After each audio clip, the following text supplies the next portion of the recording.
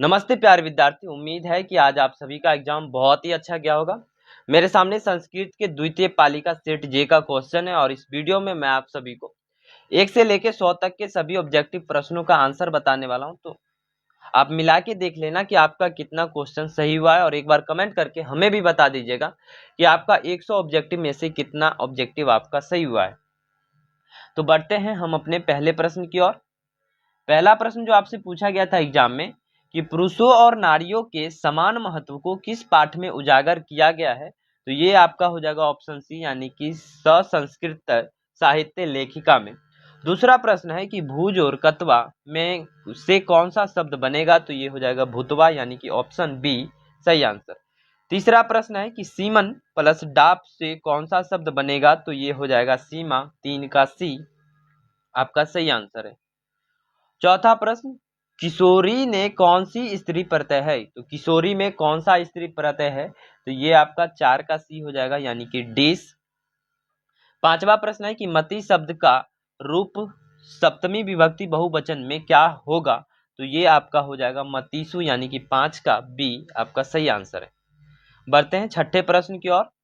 छठा प्रश्न आपसे पूछा गया था कि पितरी किस विभक्ति का रूप है, तो पितरी आपका सप्तमी विभक्ति का रूप है।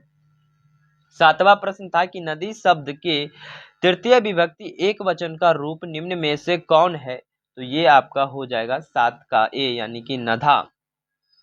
आठवां प्रश्न कहता है कि श्रु धातु के लट लकार प्रथम पुरुष एक वचन का रूप होगा, तो क्या हो जाएगा, ये हो जाएगा श्रोष्यति। 9 नंबर प्रश्न था कि परा उपसर्ग में कौन सा शब्द बनेगा, परा उपसर्ग से कौन सा शब्द बनेगा, तो ये हो जाएगा पराजय, 9 का ए सही आंसर। 10 नंबर प्रश्न पूछा गया था आपसे कि अकरोत किस लकार का रूप है, तो ये हो जाएगा लंग लकार का रूप है यानी कि ऑप्शन डी सही आंसर है, 10 का डी।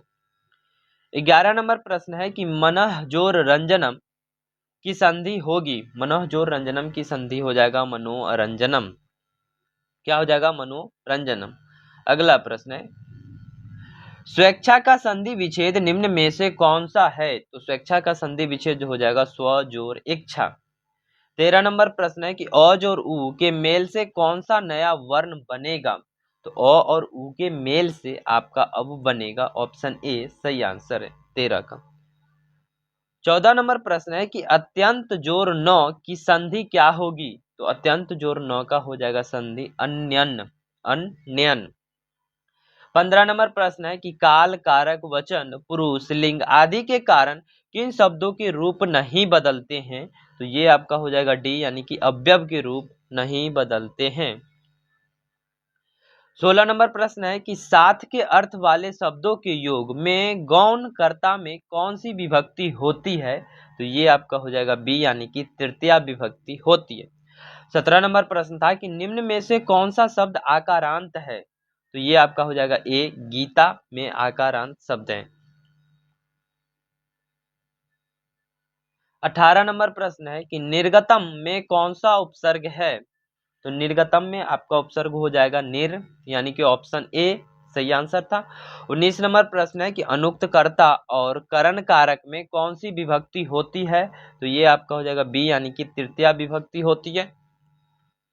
20 नंबर प्रश्न था कि उदिते सूर्य सह अस्नाति वाक्य के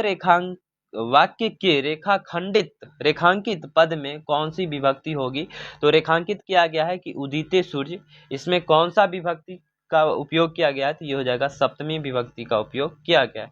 21 नंबर प्रश्न है कि आत्मन शब्द के तृतीया विभक्ति एक वचन का रूप निम्न में से कौन सा है, तो ये आपका हो जाएगा आत्मना, 21 का डी सही आंसर है।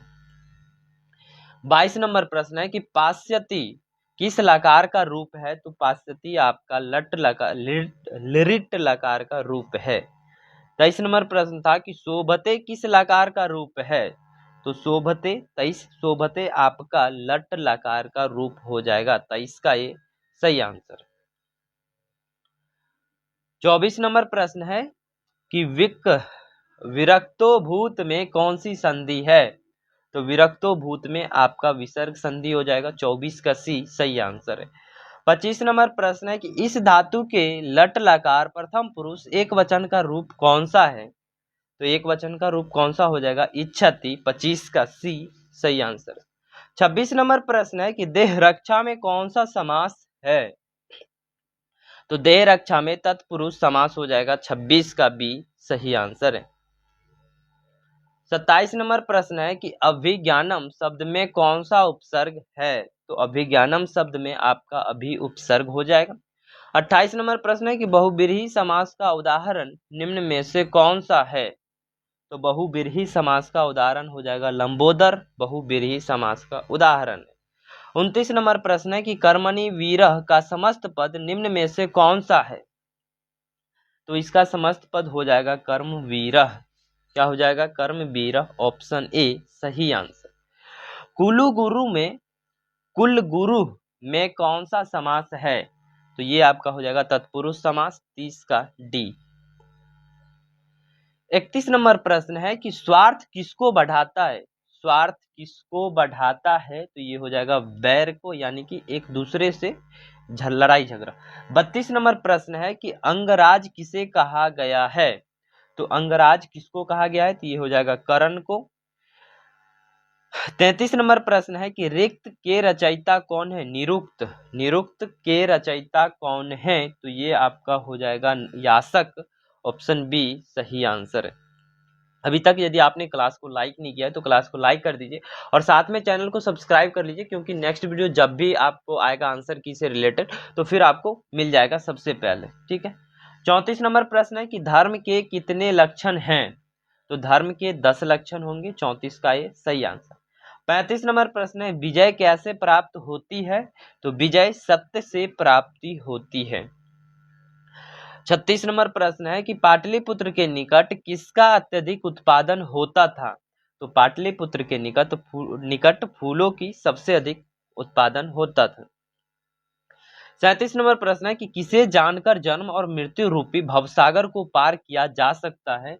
तो ये आपका होगा कि ईश्वर को जानकर भवसागर रूपी जन्म और मृत्यु रूपी भवसागर को पार किया जा सकता है। 37 का बी। 38 नंबर प्रश्न है कि चंद्रगुप्त मौर्य के काल में पाटलिपुत्र की कौन सी व्यवस्था उत्कृष्ट थी? तो ये आपका हो जाएगा शोभा रक्षा व्यवस्था बहुत ही ज्यादा उत्कृष्ट था। पाटलिपुत्र किस प्रांत की राजधानी है? तो पाटलिपुत्र आपका बिहार की राजधानी है। 40 नंबर प्रश्न है कि अलसशाला में बढ़ती हुई आग को देखकर पहले कौन भागा? तो ये हो जाएगा धूर्त। कौन भागा? तो धूर्त। 40 का बी। 41 नंबर प्रश्न है 41 नंबर प्रश्न है कि पठितुम में कौन सा प्रत्यय है? तो पठितुम में आपका हो जाएगा तुमून प्रत्यय है। 42 प्रश्न है कि बालिका में कौन सा स्त्री प्रत्यय प्रयुक्त है? तो ये हो जाएगा टाप स्त्री प्रयुक्त है। 43 नंबर प्रश्न है कि लेखी तुम का प्रकृति प्रत्यय निम्न में से कौन सा है? तो ये हो जाएगा बी, यानी कि लिख जोर तुमून। ऑप्शन बी सही आंसर। 44 नंबर प्रश्न है कि अध्यात्म में कौन सा उपसर्ग है? तो अध्यात्म में आपका उपसर्ग हो जाएगा अधि। 44 का सी सही आंसर है। अब हम सब बढ़ेंगे 45 नंबर प्रश्न की ओर। 45 नंबर प्रश्न पूछा गया था कि निर्बंध में कौन सा उपसर्ग है?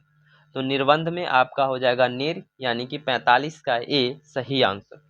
46 नंबर प्रश्न है कि अब उपसर्ग से निर्मित पद कौन सा है? तो अब उपसर्ग से निर्मित पद हो जाएगा अवरोध। 46 का बी सही आंसर है। 47 नंबर प्रश्न है कि स्वव्याघ्रात विभेति वाक्य के व्याघ्रात पद में पंचमी विभक्ति किस सूत्र से हुई है? तो पंचमी विभक्ति जो है आपका भित्रार्थार्ना हेतु से हुआ। यह प्रश्न आपको प्रथम पाली में भी पूछा गया सवाल था। यह प्रथम पाली का प्रश्न रिपीट हुआ है। ठीक है। अगला प्रश्न है कि करने तृतीया सूत्र से किस वाक्य में तृतीया विभक्ति हुई है?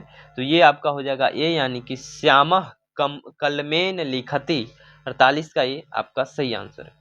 49 नंबर प्रश्न है कि क्रिया विशेषण में कौन सी विभक्ति प्रयुक्त होती है? तो क्रिया विशेषण में आपका द्वितीय विभक्ति प्रयुक्त होती है, यानी कि 49 का बी आपका सही आंसर है। 50 नंबर प्रश्न है कि एतत् शब्द का रूप निम्न में से कौन सा है? तो एतत् शब्द का रूप आपको हो जाएगा एस, यानी कि 50 का डी आपका सही आंसर होगा। तो इस वीडियो में हम यहाँ से 1 से लेके 50 तक ही रहने देते हैं, क्योंकि यह वीडियो बहुत लंबी हो जाएगी। और अगले नेक्स्ट वीडियो में मैं आप सभी को 51 से लेके 100 तक के सभी ऑब्जेक्टिव प्रश्नों का आंसर कराऊंगा। तो अभी चैनल को सब्सक्राइब कर लीजिए, ताकि नेक्स्ट वीडियो जो आएगा तो आप तक पहुंच पाएगा। और यदि आप वीडियो को लाइक नहीं किए तो प्लीज़ वीडियो को लाइक कर दीजिए, चैनल को सब्सक्राइब कर लीजिए। मिलते हैं आपसे नेक्स्ट वीडियो में। और कितना आपका 1 से लेके 50 तक में सही हुआ, एक बार कमेंट करके हमें भी बता दीजिए। धन्यवाद, मिलते हैं।